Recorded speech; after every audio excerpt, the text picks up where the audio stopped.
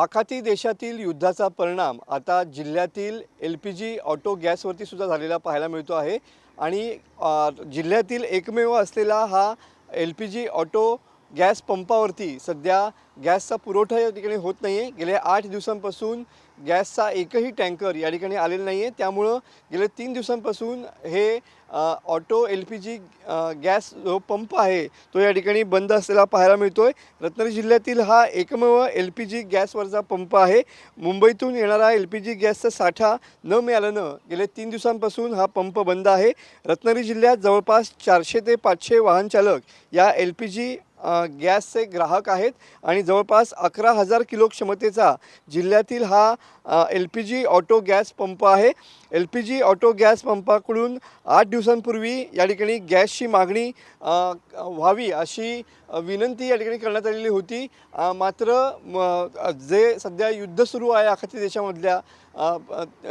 देशामध्ये त्या अनुषंगानं या गॅसला म्हणजे किंवा या पंपाला आवश्यक असलेला जो गॅस आहे तो या ठिकाणी उपलब्ध झालेला नाही आहे। त्यामुळं LPG गॅसवर अवलंबून असणाऱ्या रिक्षा चालकांचे मात्र मोठे हाल झालेले पाहायला मिळतात। तुम्ही बघू शकता की या ठिकाणी गॅस नाही असा बोर्ड देखील या पंपावरती लावलेला पाहायला मिळतोय। आपल्यासोबत या ठिकाणचे मॅनेजर आहेत, आपण त्यांना विचारून घेऊया। सर, काय सांगाल, किती दिवसांपूर्वी मागणी केली होती गॅसची आणि सध्या काय परिस्थिती?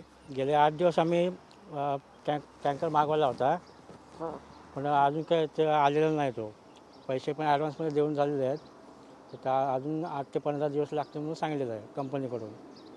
किती दिवस झाले गॅस पंप बंद आहे? 3 दिवस झाले गॅस पंप बंद आहे।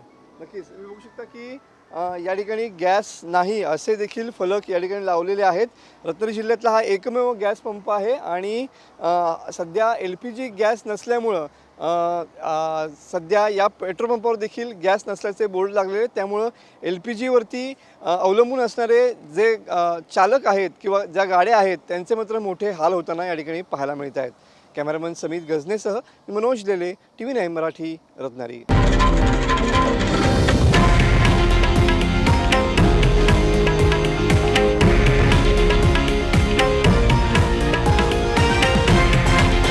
हे आहे देशातील नंबर 1 न्यूज नेटवर्क आणि आपण पाहत आहात TV9 मराठी, एकमेव।